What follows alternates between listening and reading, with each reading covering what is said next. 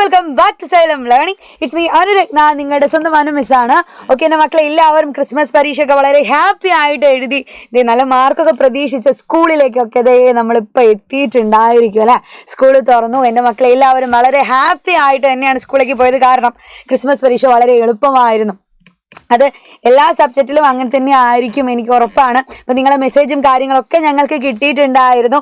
അപ്പോൾ ഇനി നിങ്ങൾക്ക് എന്തായാലും സ്കൂൾ തുറന്നു അല്ലേ. അപ്പോൾ പുതിയ ചാപ്റ്റേഴ്സ് ഒക്കെ ഇനിയും പഠിക്കാനുണ്ട്. കാരണം മെയിൻ എക്സാം അതാണ് ഇനി നമ്മുടെ മുൻപിലുള്ള ലക്ഷ്യം എന്ന് പറഞ്ഞാൽ അല്ലേ. അപ്പോൾ അവധിക്കാലമൊക്കെ നല്ലപോലെ എൻജോയ് ചെയ്തിട്ടുണ്ടായിരിക്കും നിങ്ങളെല്ലാവരും. അതിലൂടെ നിങ്ങളെ പഠനവും ഒഴുക്കി വിടരുത് കേട്ടോ.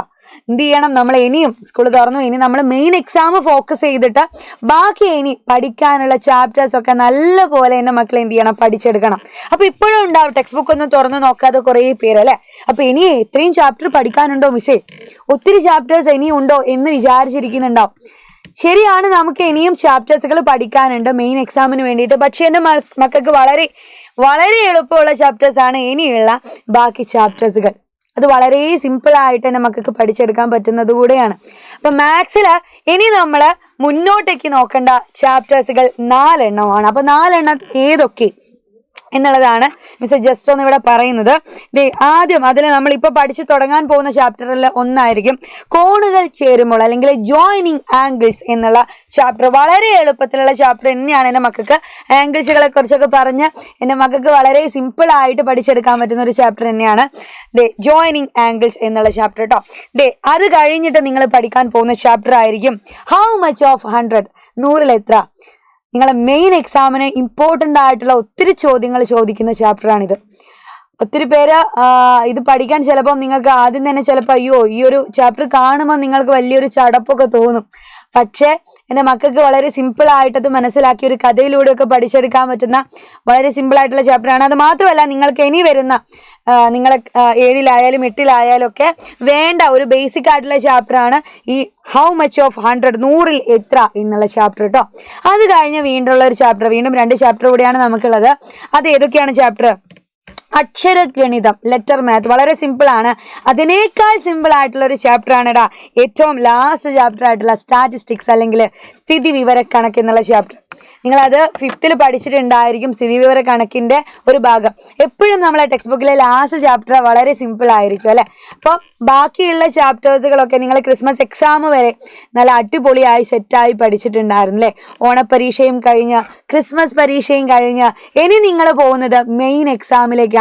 അപ്പം മെയിൻ എക്സാമിലേക്ക് നിങ്ങൾ പോകുമ്പോൾ എല്ലാ ചാപ്റ്റേഴ്സും ആ ചോദ്യ പേപ്പറിൽ ഉണ്ടായിരിക്കും. അത് വളരെ എളുപ്പത്തിൽ ക്യാച്ച് ചെയ്ത് തന്നെ മക്കൾക്ക് ആൻസർ ചെയ്യണമെങ്കിൽ ഇനി നമ്മൾ പഠിക്കേണ്ട ടെക്നിക്കുകൾ മാറ്റണം. അതേപോലെ ഇതുവരെ പഠിച്ച പോലെ ആവില്ല. കാരണം ഒത്തിരി ചാപ്റ്റേഴ്സ് നമ്മളെ തലയിൽ നിൽക്കണം അല്ലേ. അപ്പോൾ ഡെയിലി ലൈവുകൾ, കാര്യങ്ങൾ, ഇട്ടുകൊണ്ടിരിക്കുന്ന കണ്ടന്റുകൾ ഒക്കെ എൻ്റെ മക്കൾ എന്ത് ചെയ്യണം, കാണണം, പഠിക്കണം. അപ്പം മാത്സിൻ്റെ കാര്യം എന്ന് പറഞ്ഞാൽ ഞാൻ നിങ്ങളോട് എപ്പോഴും പറയുന്ന ഒരു കാര്യമാണ്, ഒരിക്കലും നിങ്ങൾ വായിച്ച് പഠിക്കരുത്, എപ്പോഴും എഴുതി തന്നെ പഠിക്കുക. ഓരോ ചോദ്യങ്ങൾ നിങ്ങൾക്ക് ഏത് ചാപ്റ്ററാണോ നിങ്ങൾ പഠിക്കുന്നത്, ഏത് ചോദ്യം ആയിക്കോട്ടെ, അത് എന്ത് ചെയ്യുക, ക്വസ്റ്റ്യൻ നോക്കുക, ആൻസർ ഒരു റഫ് പേപ്പറിൽ നിങ്ങൾ സ്വന്തം കാണാതെ നിങ്ങളുടെ മൈൻഡിൽ വെച്ചിട്ട് നിങ്ങൾ എന്ത് ചെയ്യുക, ആൻസർ എഴുതുക. ചിലപ്പോൾ തെറ്റിപ്പോകും, സാരമില്ല, തെറ്റിക്കോട്ടെ. എന്നിട്ട് നിങ്ങളത് ആൻസർ നോക്കി നമ്മളെ മൈൻഡിലേക്ക് അത് കൊണ്ടുവന്ന് അത് ശരിയാക്കിയിട്ട് ഒന്നുകൂടെ എന്ത് ചെയ്യുക, എൻ്റെ മക്കൾ ആൻസർ എഴുതുക. അങ്ങനെ കാണാതെ നിങ്ങൾ 1, 2, 3, 4 തവണയൊക്കെ ഓരോരുത്തരുടെ എന്തായിരിക്കും ബ്രെയിൻ പോലെ ആയിരിക്കും അല്ലേ. ഞാനൊക്കെ ഒരു 5, 6 തവണയൊക്കെ എഴുതേണ്ടി വരും എനിക്കൊരു പ്രോബ്ലം പഠിക്കാൻ.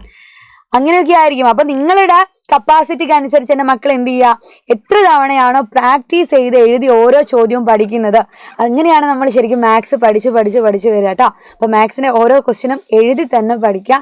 ഇനി വരുന്ന മെയിൻ എക്സാം നമുക്ക് എന്ത് ചെയ്യണം, നല്ല മാർക്കോടുകൂടെ എൻ്റെ മക്കൾ ഇപ്പം കഴിഞ്ഞ ക്രിസ്മസ് എക്സാം പോലെ ഹാപ്പി ആയിട്ട് തന്നെ നമുക്ക് എന്ത് ചെയ്യണം, എൻഡ് ചെയ്യണം. ഓക്കെ, അപ്പോൾ ഇനി വരുന്ന ഈ ഓരോ ചാപ്റ്റേഴ്സ് ഒക്കെ ആയിട്ട് ഞങ്ങൾ എല്ലാവരും ഇവിടെ തന്നെ ഉണ്ടായിരിക്കും. അപ്പം എൻ്റെ മക്കൾക്ക് എല്ലാവർക്കും ഓൾ ദി ബെസ്റ്റ്. ഇനി മെയിൻ എക്സാമിലേക്ക് നമുക്ക് പ്രിപ്പയർ ചെയ്യാൻ സമയമായിട്ടുണ്ട്. ഓക്കെ, അപ്പോൾ അടുത്തൊരു ക്ലാസ്സിൽ, അടുത്തൊരു ലൈവില് പുതിയ ചാപ്റ്റർ ഒക്കെ ആയിട്ട് മിസ് വരുന്നതായിരിക്കും. അതുവരെ ബൈ ബൈ, സീ യു.